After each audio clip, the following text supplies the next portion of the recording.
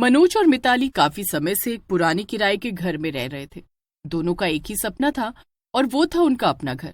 मनोज और मिताली अपने नए घर के लिए एक एक पैसा जोड़ रहे थे। एक दिन की बात है जब उनके घर पर उनका मकान मालिक उनसे मिलने आया।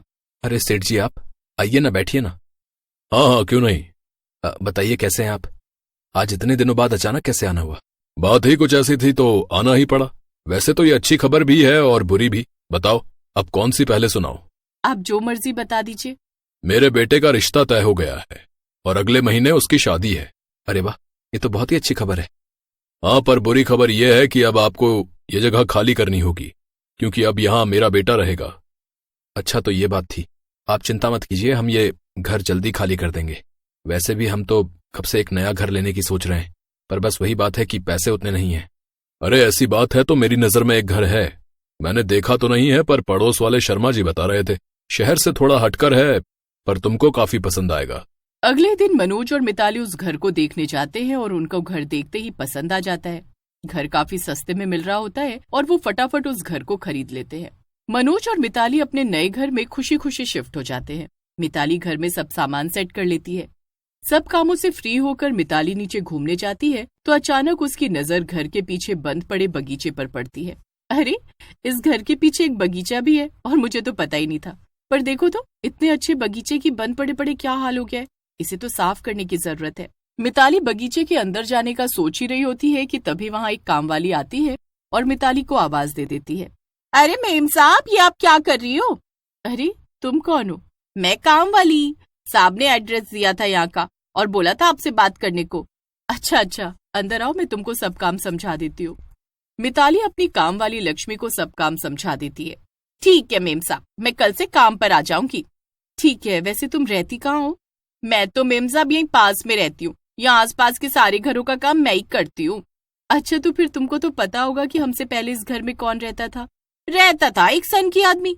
उसकी बीवी बहुत ही सुंदर थी और वो उसे हमेशा घर में कैद करके रखता था। अगर गलती से वो सब्जी लेने या किसी से बात करने के लिए भी बाहर खड़ी हो जाती थी तभी वो गुस्से से आग बबूला हो जाता था। अच्छा, तो अब कहाँ गए वो लोग?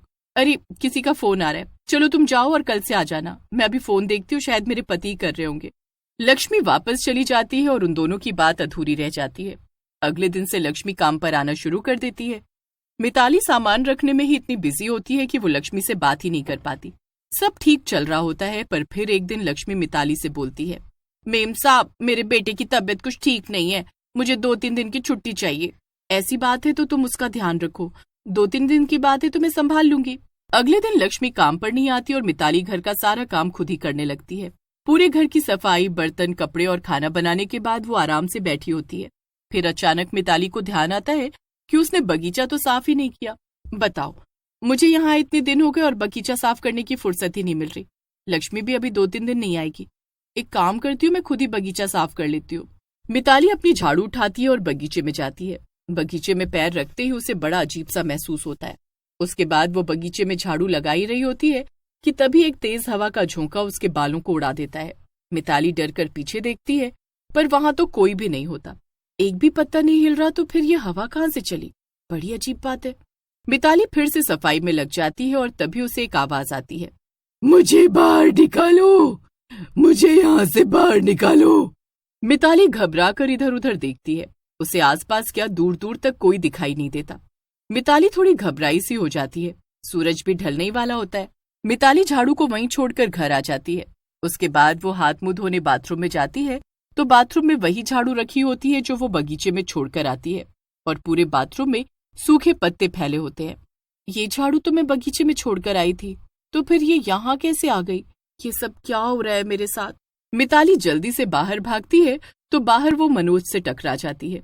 वो मनोज को सारी बात बताती है, पर मनोज उसकी बातों पर हंसने लगता है और उसकी बातों पर यकीन नहीं करता। मिताली इस बात को दिमाग से निकालने की कोशिश करती है और रात को आराम से सो जाती है।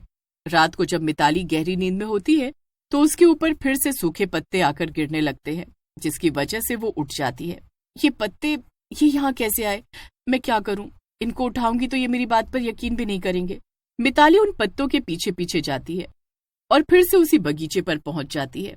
अंधेरा होने की वजह से उसे कुछ ठीक से दिख नहीं पा रहा होता, पर एक चीज उसे अच्छे से दिख रही होती है। एक औरत झूले पर मिताली आहिस्ता आहिस्ता उसके पास जाती है और जब मिताली उस औरत की शक्ल देखती है तो उल्टे पांव वहां से भागती है। भागते भागते मिताली के पैर में कंकड़ चुभ जाता है और मिताली अपना पैर पकड़कर वहीं खड़ी हो जाती है। मनोज, मनोज मुझे बचाओ, कोई मुझे बचाओ। मिताली पैर में लगने की वजह से उठ नहीं पा रही होती और चुड़ैल झूले पर झूलते हुए उसे देखकर मुस्कुरा रही होती है। आओ आओ, मेरे पास आओ, मेरी बात सुनो, मुझे यहाँ से आजाद करो, मुझे यहाँ से निकालो, आओ मेरे पास आओ। नहीं नहीं। मिताली जैसे तैसे करके खुद को खड़ा करती है और लड़खड़ाती हुई भागती है और सीधा अपने कमरे में जाकर रुकती है। वो जल्दी से मनोज को उठाती है।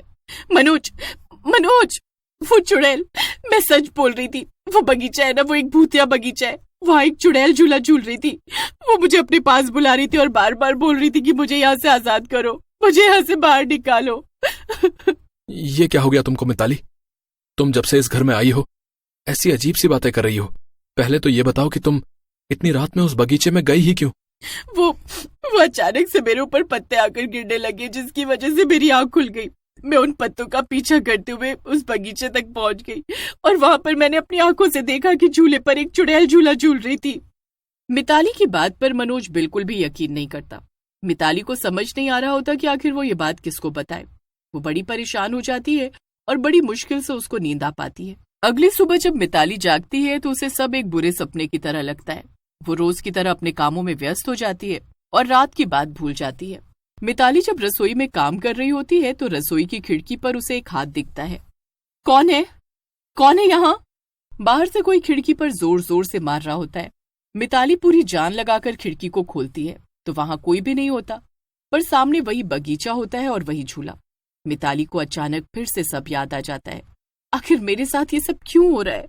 कौन हो तुम और क्यों मुझे परेशान कर रही हो? मैंने क्या बिगाड़ा है तुम्हारा? मिताली इतना बोलती है कि तभी खिड़की पर वो चुड़ैल आकर मिताली का हाथ पकड़ लेती है। मुझे बचा लो, मुझे यहाँ से निकालो, मुझे आजाद कर दो, बचाओ बचाओ, कोई मुझे बचाओ, मुझे छोड़ दो, मैंने तुम्हारा क्या बिगाड़ा है, प्लीज मुझे छोड़ दो। चुड़ैल मिताली का हाथ छोड़ ही नहीं रही होती और तभी मिताली वहां रखा बेलन उस चुड़ैल के हाथ पर मारती है और वहां से भागती है। भागते भागते वो घर के बाहर जाने के लिए गेट खोलती ही है कि तभी सामने वो लक्ष्मी से टकरा जाती है। लक्ष्मी, लक्ष्मी मुझे बचा ले, वो चुड़ैल मुझे मार डालेगी।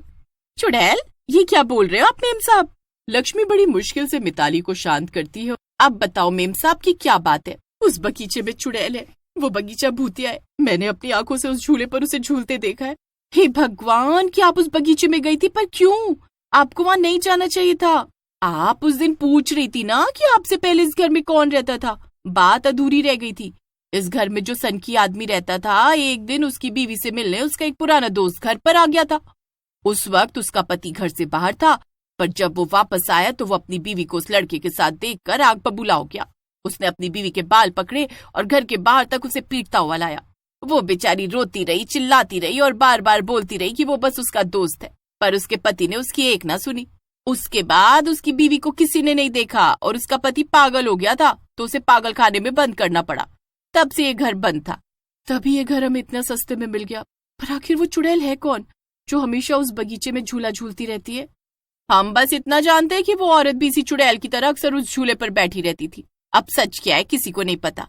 लोग बोलते हैं कि वो चुड़ैल वही औरत है और उसके पति ने शायद उसे मार दिया था और वो पागल हो गया। मिताली और लक्ष्मी दोनों उस बगीचे में जाते हैं और कुछ सबूत ढूंढने लगते हैं। मिताली और लक्ष्मी पूरा बगीचा छान मारती हैं पर उनको कुछ नहीं मिलता। वो दोनों वहां से वापस लौटने ही लगती है कि मिताली फिर से उसी पत्थर से टकरा कर गिर जाती है। इस पत्थर की वजह से बार बार मुझे चोट लग जाती है। आज मैं पहले इसी को साइड में रखूं। मिताली और लक्ष्मी जैसे ही उस पत्थर को हटाते हैं तो उसके नीचे उनको कुछ बाल दिखते हैं। यहाँ पक्का कुछ है, जल्दी खोदो। दोनों मिलकर इस जगह को खोदने लगते हैं और वहां अंदर एक लड़की का कंकाल मिलता है। दोनों बहुत घबरा जाती हैं। तभी वहां वो चुड़ैल वापस आकर झूला झूलने लगती है।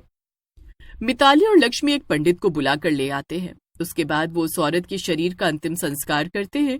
पूजा होते ही आखिरी बार वो चुड़ैल वापस आती है। तुमने मुझे आजाद किया, तुम्हारा शुक्रिया। इतना कहकर वो चुड़ैल वहां से गायब हो जाती है। उसके बाद वो कभी उस बगीचे में दिखाई नहीं देती।